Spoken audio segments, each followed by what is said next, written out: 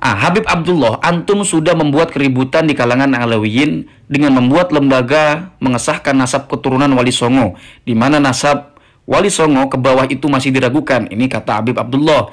Kemudian ditimpali oleh Kiai Haji Ali Badri, beliau mengatakan, bagaimana bisa antum mengatakan nasab ke bawah Wali Songo meragukan? Apakah Rabithah Alawiyah pernah meneliti ribuan manuskrip dan riwayat nasab keturunan Wali Songo? Ribuan manuskrip dan riwayat itu tersebar di Pulau Jawa, Madura, Malaysia, dan Fatani atau Thailand Selatan kalau tidak salah ya. Kemudian Habib Abdullah diam saja dan Kiai Haji Ali Badri menimpali lagi. Tidak pernah kan gitu. Allahumma amin. Ini kajian ilmu, entah kajian atau bukan, saya hanya menampilkan di sini sebuah tulisan dari Tubagus Mogi. Ini adalah hasil penelitian beliau di dalam buku yang pernah juga saya ulas di video-video sebelumnya. Ini adalah tentang atau bagian dari konflik Bang Alawi dan keluarga Wali Songo. Kalau kita simak ini secara seksama, ini teman-teman bisa sambil baca. Ada kaitannya tentang ungkapan mungkin ini ada kaitannya dengan ungkapan Habib Bahar yang mengatakan bahwasanya keturunan Wali Songo Azamat Khan itu tidak memiliki keturunan, di mana Habib Bahar di situ mengatakan atau membawa referensi dari Rabithah Alawiyah. Karena memang kalau kita melihat tulisan ini ada sejarah-sejarah atau sejarah mencatat yang ditulis oleh Tubagus Mogi di sini. Perselisihan itu memang sejak dulu terjadi. Begitu. Nah, maka apabila teman-teman menginginkan karya buku ini, karya Tubagus Mogi hasil penelitiannya, dan ini penelitian sudah lama dan mengaitkan beberapa pihak tokoh, bukan hanya dari kalangan Wali Songo saja, tapi di luar itu. Ya, Tubagus Mogi banyak melakukan penelitian untuk merangkap atau menulis buku ini. Nah, bagian ini Tubagus Mogi sedang menjelaskan tentang zuriat Wali Songo yang didirikan Kiai Haji Ali Badri, dan Kiai Haji Ali Badri ini adalah seseorang yang berani untuk berdialog secara terbuka dengan keluarga Alawiyin. Ya, mungkin kalau kita sekarang bisa melihat tentang bagaimana Kiai Haji Maduddin, ya, Kiai Haji Maduddin Usman juga sekarang teman-teman sedang standby menunggu pihak Rabithah Alawiyah untuk terjadinya dialog ilmiah secara terbuka atau dialog ilmuwan secara terbuka. Saya di sini akan membahas atau saya langsungkan ke bawah saja, di mana ada terjadi dialog ya. Sebetulnya ini Tubagus Mogi tentang perdebatan Kiai Haji Ali Badri dengan sebuah lembaga, cuma lembaga itu tidak disebutkan, disensor ya, lembaga X menyebutnya. Nah, ada keterangan di sini dari Tubagus Mogi. Tubagus Mogi ini adalah lembaga kekancingan dari Kesultanan Banten. Beliau yang sendiri meneliti buku ini atau meneliti tentang sejarah ini lalu dituliskan di dalam buku ini. Saya mendengar langsung dari Kiai Haji Ali Badri bahwa Rabithah Alawiyah pernah mendesak sebuah lembaga alumni Mekah. Sebut saja lembaga X. Nah, ini sensor ya. Karena beliau pernah mondok di Mekah. Maka lembaga X mempertemukan beliau dengan perwakilan Rabithah Alawiyah.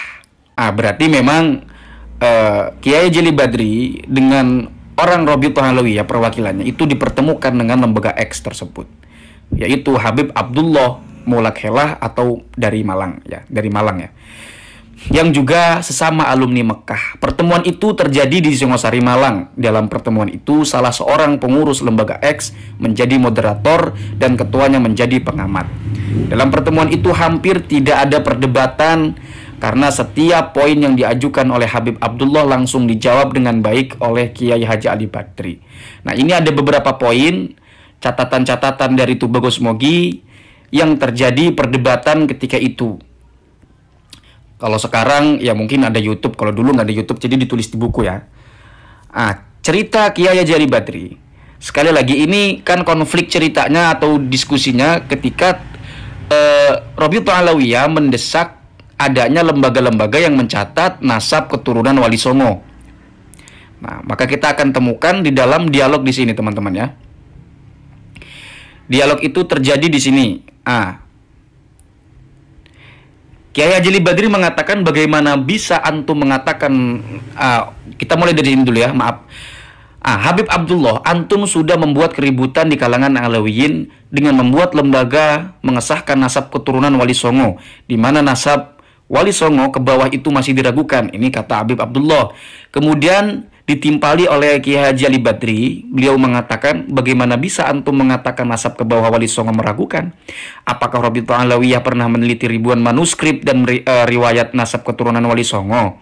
Ribuan manuskrip dan riwayat itu tersebar di Pulau Jawa, Madura, Malaysia, dan Fatani atau Thailand Selatan kalau tidak salah ya.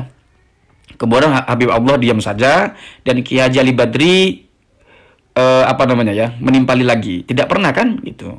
Kemudian Habib Abdullah diam saja. Kiai Haji Ali Badri kemudian mengatakan kalau Rabi'ah Alawiyah belum pernah melihat dan meneliti ribuan manuskrip yang ada itu, bagaimana bisa antum bilang nasab ke bawah Wali Songo meragukan? Menyatakan keraguan sebelum meneliti itu namanya kinayah ilmiah.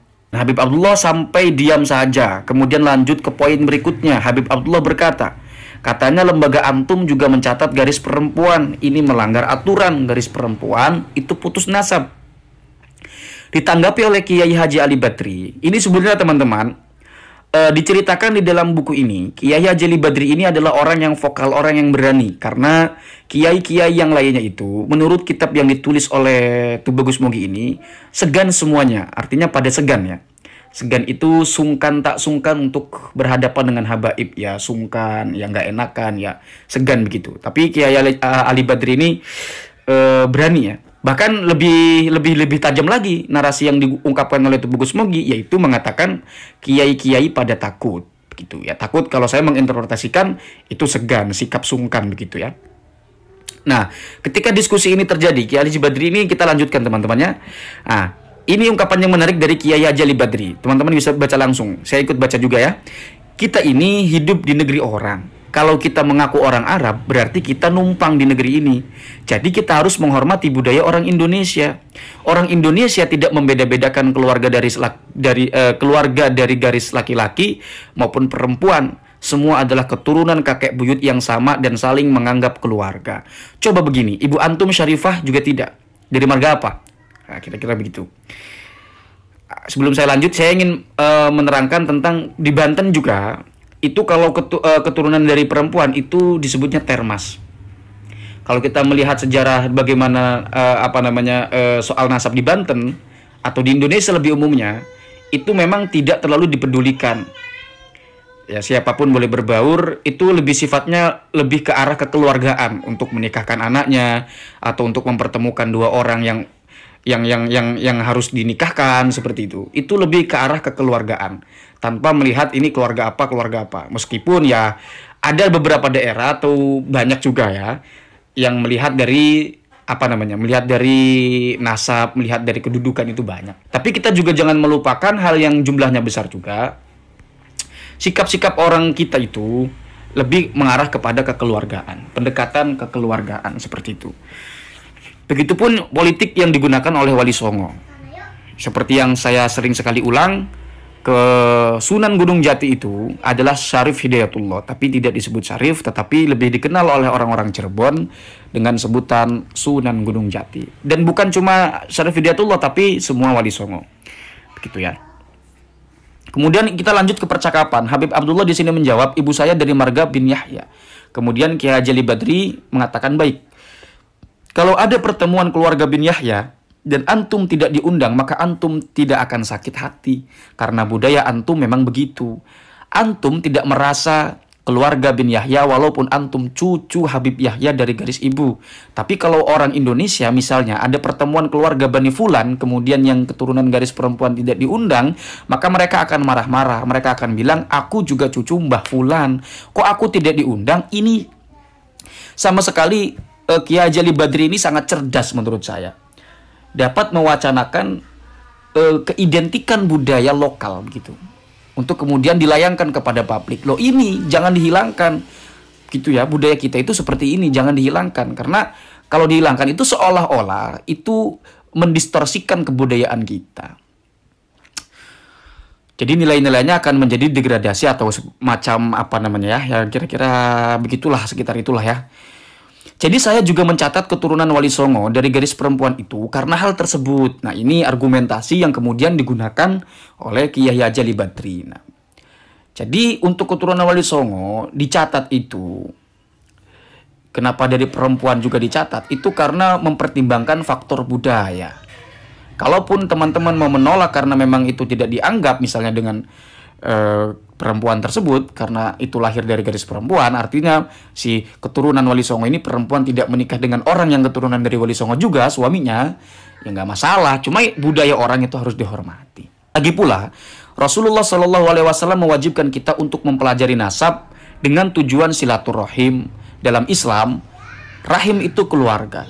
Tidak ada bedanya antara garis laki-laki maupun garis perempuan. Semua harus disambung silaturahim. Nah, salah satu cara silaturahim ini adalah dengan mencatat. Jadi di sini Kiai Haji Ali Badri juga sangat apa ya? Saya suka ini. Di mana orientasi pencatatan nasab itu disebutkan untuk mempererat tali silaturahim. Nah, kalau sudah dicatat seperti ini, jika ada pihak-pihak atau oknum-oknum yang merasa bangga dengan nasabnya, nah maka itu salah sendiri. Ini juga sebagai pengingat kepada para orang-orang yang dicatat itu, nasabnya sebagai keturunan atau keturunan Wali Songo, itu agar supaya tidak arogan, agar supaya tidak merasa besar. Karena ya, biasanya orang kalau dari kecil disanjung, sebagai keturunan, dielu-elukan, dibangga-banggakan, itu khawatir kalau kata orang Banten nanti rentan terkena penyakit ain. Atau bahasa istilah modernnya itu star syndrome ya. Nah, salah satu cara silaturahim adalah mencatat. Maka pentingnya mencatat keluarga itu sama antara mencatat keluarga yang garis laki-laki dan garis perempuan. Dengan demikian berarti budaya kami di dalam mencatat keluarga memiliki kelebihan dibanding budaya antum yang dibawa dari Arab yang hanya mencatat garis laki-laki. Habib Abdullah mengatakan, kalau begitu yang garis perempuan juga antum jadikan ahlul bait. Kiai Haji Ali Badri ini pertanyaan yang cukup rumit sebetulnya ya. Kita lihat jawaban Kiai Haji Ali Badri di sini. Pendataan keluarga ini bukan untuk memberikan mereka status ahlul bait. Tuh, jelas. Maka di sini kita bisa melihat sejarah, teman-teman, tentang keberanian dari Kiai Haji Ali Badri ini dan tentang mengapa, apa dan bagaimana dan untuk apa pula keturunan Wali Songo itu dicatat walaupun dari garis perempuan. Bahkan yang garis laki pun selalu kami larang untuk mengaku Habib. Karena tujuan perhimpunan ini untuk silaturahim, bukan untuk mengubah status menjadi Habib. Lagi pula anak syarifah yang ayahnya orang biasa itu, kan statusnya masih ada ikhtilaf di kalangan ulama. Apakah dia sayyid atau bukan? Seandainya saya bilang dia sayyid dan antum bilang bukan sayyid, kemudian kita berdebat. Belum tentu juga antum menang debat dengan saya. Kemudian Kiai Haji Ali Badri mengucapkan kalimat terakhir itu dengan nada bercanda. Ketika Kiai Ali Badri mengatakan belum tentu juga antum menang debat dengan saya, itu berarti kita membacanya dengan gurauan ya, karena memang ini ada keterangan itu bercandaan. Habib Abdullah pun menanggapinya dengan tertawa. Jadi itu memang orang ahli ilmu ya. Jadi kalau apa-apa ditanggapi dengan ilmu itu enak, luwes, lentur, tidak terburu-buru untuk emosi. Kemudian Habib Abdullah mengatakan antum juga bikin keributan di kalangan Alewiyin karena antum juga menyinggung soal ka'fa'ah yang sudah disepakati oleh habaib. Kemudian Kiai Haji Ali Badri mengatakan saya hanya mengkritik fatwa habaib yang berlebihan terkait ka'fa'ah, yaitu yang mengharamkan dan bahkan tidak mengesahkan syarifah menikah dengan orang biasa. Apalagi fatwa itu tersebar di internet. Saya khawatir itu memicu kesalahpahaman dari non-muslim. Nanti mereka berpikir bahwa dalam Islam ada perbedaan kasta tak ubahnya dalam agama Hindu. Nah, ini yang pernah saya sampaikan, teman-teman. Yang pernah saya sampaikan. Sebetulnya saya ragu untuk menyamakan, nanti ada kekhawatiran seperti kasta di agama Hindu. Tetapi saya yakin dengan pikiran saya sendiri ketika ada Kiai Haji Ali Badri mengatakan seperti ini. Karena saya juga cukup banyak membaca tentang agama-agama Hindu, budayanya, tentang bagaimana kebudayaan mereka. Saya waktu itu pernah belajar dulu ya tentang perbandingan agama. Ya dengan salah seorang lah ada lah ya. Nah saya khawatir mana itu bang, Wali Songo diterima baik oleh pribumi diantaranya karena berhasil menghapus kasta-kasta itu. Nah ini saya suka sekali ini. Yang pernah saya jelaskan juga ya pendekatan keluarga itu. Maksud saya kalau habaib tidak mau menikahkan putrinya dengan semisal orang Jawa, janganlah menggunakan alasan kafa'ah itu. Khawatir ada yang salah paham atau sakit. Ini sudah sangat bijak sekali menurut saya Kiai Haji Ali Badri ini. Jangan menggunakan alasan khawatir ada yang salah paham atau sakit hati karena merasa direndahkan. Bilang saja putrinya itu sudah dijodohkan dengan orang lain. Lagi pula, ini kan masalah khilafiyah. Siapapun berhak mengkritisi. Setelah Habib Abdullah yang mewakili Rabi'atul Alawiyah itu tidak ada lagi yang mau diajukan, maka giliran Kiai Haji Ali Badri yang mengajukan pertanyaan. Kiai Haji Ali Badri mengatakan, kapan Rabi'atul Alawiyah berdiri? Kemudian Habib Abdullah menjawab sekitar 1930. Ya, sebetulnya 1928 ya. Sejarah mencatat seperti itu. Kiai Haji Ali Badri kemudian berkata, perdikan derajat itu berakhir pada tahun 40-an. Perdikan derajat dipimpin oleh Sunan Derajat dan keturunannya secara turun-menurun. Semua penguasa perdikan derajat adalah putra mahkota atau anak pertama dari ayahnya hingga Sunan Derajat bin Sunan Ampel. Maka mereka berkumpul di lokasi pemakaman derajat, nama-nama anak beranjak sehingga Sunan Derajat itu tertulis di batu nisan di satu lokasi pemakaman. Jadi nasab para penguasa perdikan derajat hingga tahun 40-an itu tentu saja lebih sahih daripada nasab yang dicatat dalam buku yang diterbitkan lembaga apapun. Kemudian keraton Cirebon sampai sekarang juga masih ada, sehingga keluarga keturunan Sunan Gunung Jati mudah ditemukan di sekitar keraton. Kesultanan Banten berakhir sekitar 1 abad sebelum Rabi'atul Alawiyah berdiri. Keturunan Sultan Hasanuddin atau keturunan Sultan Maulana Hasanuddin juga bisa dikenali dengan panggilan Tubagus sebagai gelar kebangsawanan, sehingga tidak sulit juga untuk mencari keturunan Sultan Hasanuddin atau Sultan Maulana Hasanuddin. Pertanyaannya, pernahkah para pendiri Rabi'atul Alawiyah sebagai pendatang baru itu silaturahim pada keluarga derajat Keraton Cirebon dan keluarga Kesultanan Banten sebagai keluarga yang datang lebih awal? Nah, ini sekak Habib Abdullah diam saja. Artinya ya sebetulnya ini bisa dilanjut, tetapi nantilah saya buat lagi. Bagi teman-teman yang menginginkan PDF ini sangat terbuka, silakan chat di WhatsApp admin. Hadanallahu wa iyyakum ajmain. Wassalamualaikum warahmatullahi wabarakatuh.